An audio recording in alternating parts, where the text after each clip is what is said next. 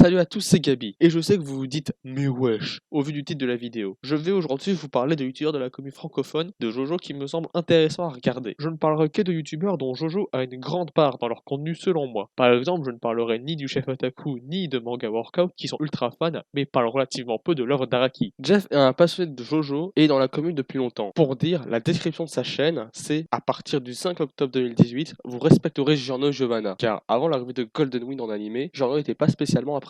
Sur ta chaîne, vous trouverez diverses vidéos sur Jojo, notamment des tops et des listes, et des lectures du spin-off Purple Ace Feedback. Le tout avec une voix spéciale. Cette nouvelle vidéo sur JoJo's Bizarre Adventure va se concentrer sur les antagonistes de la partie 1 à la partie 7. J'exclus la partie 8 car elle est toujours en cours de publication. Bien sûr, il est nécessaire de préciser que ce classement ne reflète que mon humble avis, donc ce n'est pas une vérité absolue. Bon, et si nous commencions ?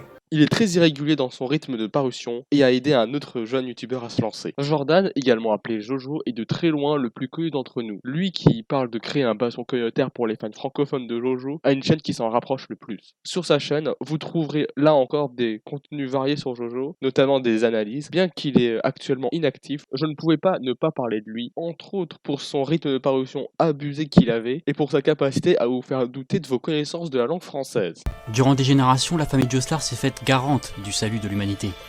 Durant des générations, la famille Joestar a rayonné par sa volonté, son altruisme et sa beauté, telle une radieuse constellation dans un ciel obscurci par les ténèbres. Jonathan Joestar fut le premier héros de cette lignée si grandiose et honorifique.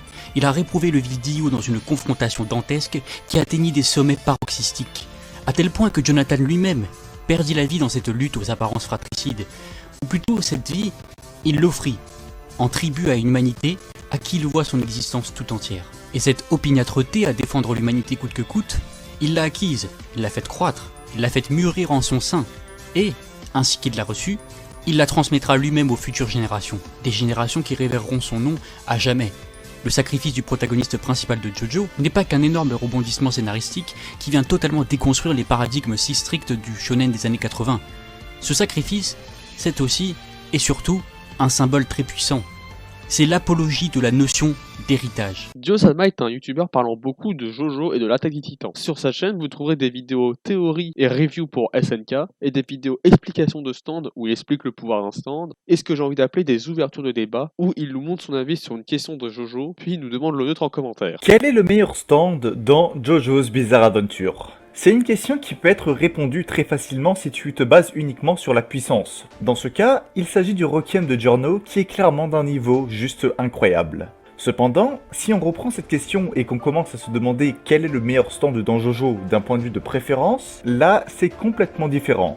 Vous l'aurez compris, le but de la vidéo d'aujourd'hui est que vous débattez dans les commentaires. Rivam était un youtubeur parlant de jeux vidéo, puis a découvert Jojo et maintenant il ne parle que de ça. Sur sa chaîne, vous trouverez les chroniques Jojoesques où il analyse un sujet en rapport avec Jojo. Il a également commencé à faire des chroniques random où il parle de sujets en rapport avec d'autres mangas. Les Jojo Flash où il parle en vitesse d'un truc concernant Jojo. Et les reviews de tomes ou de chapitres de Jojo Lyon. Ça lui arrive aussi de faire des lives de façon un peu aléatoire sur des jeux vidéo. D'ailleurs, vous avez beaucoup de chances de m'y retrouver. Il a développé également 2 RPG, mais bon, entre un qui n'est pas fini et l'autre qui marche pas, voilà quoi.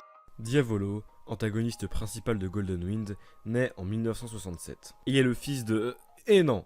Vous aviez cru que c'est l'être aussi simple, pour Diavolo. En effet, Diavolo est tout simplement l'antagoniste qui possède le passé et les origines les plus troubles de tout le manga. C'est même plus que trouble, c'est carrément insensé et terrifiant. Mais vous verrez que c'est finalement en accord avec ce qui est censé représenter Diavolo. Avant, ma chaîne était la chaîne d'un type Osef. Puis, à force de regarder les lives de Revive, je me dis que je pourrais faire comme lui. Mais je n'arrive pas avec les logiciels, alors que je promets au chat de Revive de stream. Alors je décide de leur faire une vidéo, qui, au passage, est complètement éclataxe, mais bon, fallait bien reprendre quelque part. Ma chaîne devient alors la chaîne d'un type Osef qui parle de Jojo. Sur ma chaîne, vous trouverez des vidéos variées sur Jojo et des analyses d'un ou plusieurs personnages de l'œuvre d'Araki. Puis, suite à la dernière vidéo, je suis devenu un ingénieur du son accompli. Medato est un youtubeur parlant de jeux vidéo et de manga. Sur sa chaîne, vous trouverez... Ah, oui, je vous en ai marre que je dise, sur sa chaîne, vous trouverez. Allez, un autre. Sur sa chaîne, vous trouverez des glossaires des stands où il présente de façon plus encyclopédique des stands que Dio-sama. Masisandra est un stand de type humanoïde et une musculature bien développée. Il est toujours torse nu, a une tête d'oiseau et un pantalon de feu. Araki ne manquait clairement pas d'idées pour ses premiers stands. Il est le stand de Mohamed Afdol, ou Abdul comme vous voulez. Il a été créé à partir de la carte du tarot du magicien et dispose de statistiques plutôt bonnes. Comme on peut le voir, il a un B en destruction, en vitesse et en durabilité, un C en portée et en précision, et un D en développement. À partir de ça, on peut dire que, comparé aux autres stands de la partie 3 qui font plutôt pâle figure, Magician Red a plutôt de quoi briller. Trèfle où il parle d'un jeu vidéo exactement comme Savon, il s'en cache pas du tout. Hey, comment vous allez? Alors oui, je sais ce que tu te dis, mais nique ta mère, hein. J'ai déjà parlé de jeux vidéo sur ma chaîne, arrête de faire le choquer, putain. Putain de merde. Surtout qu'au début, je faisais quoi? Bah, je parlais de petits jeux tranquilles, mais un jour, j'ai découvert Savon et j'étais dégoûté car c'était exactement ce que je voulais faire. Avec la même voix que moi, putain. Le gars m'a plagié dans le futur et moi, j'aime pas trop les égoïstes et les fils de pute. Donc maintenant, je fais ce que je veux, hein. Tu vas pas me faire chier, Jean-Baptiste Edouard. Et donc, aujourd'hui, on va parler de Mario Galaxy. Les vidéos éclairs où il compile ses moments rigolos drôles et les manches des pubs où il parodie des pubs.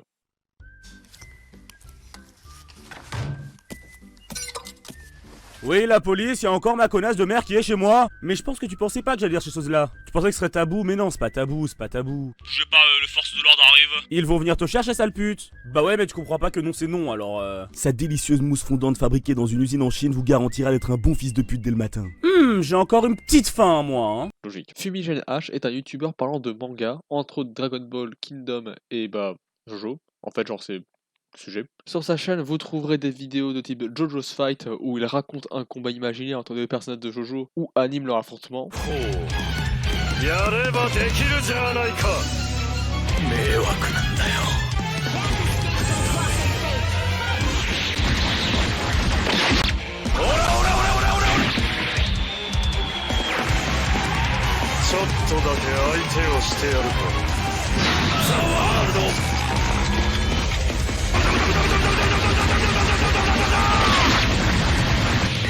Des reviews sur les mangas, il va bientôt commencer à review Steel Ball Run. Jojo's Talk où il ouvre un débat sur Jojo, comme Dio-sama. Le reste je ne regarde pas, mais si vous voulez jeter un œil, allez-y. Spacio est un youtubeur parlant uniquement de Jojo. Son micro rend sa voix assez désagréable, mais il est passionné et propose un contenu plutôt propre. Sur sa chaîne, vous trouverez des tops et des affrontements. Avant de mettre en place le combat, je tiens à vous dire la manière dont je vais procéder.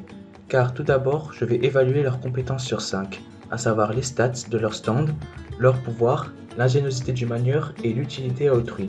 Et en faisant la moyenne de ces notes, j'estimerai lequel des deux est le plus puissant ou le plus efficace. Mais si l'un gagne dans cette discipline, ça ne voudra pas forcément dire qu'il perdra son combat.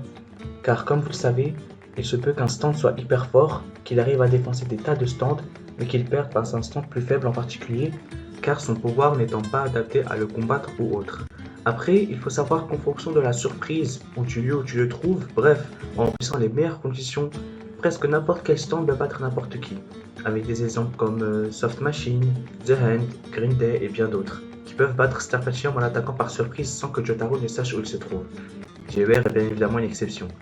C'est donc pour ça que je vais aussi les évaluer dans un vrai combat en face à face, pour voir qui est le plus fort. Voilà, c'était les youtubeurs que je recommande en tant que fan de Jojo. Mais si vous connaissez d'autres comme Spacio et moi qui ne sont pas très connus, je vous invite à les promouvoir en commentaire. Mais vous demandez sûrement l'intérêt de cette vidéo. Eh bien c'est pour faire comprendre avec subtilité et finesse que je suis chaud pour faire des feats avec eux. Sur ce, tu t'abonnes, tu partages, tu commentes, c'est pour la commune Jojo et certainement pas pour mon ego. Arrivederci.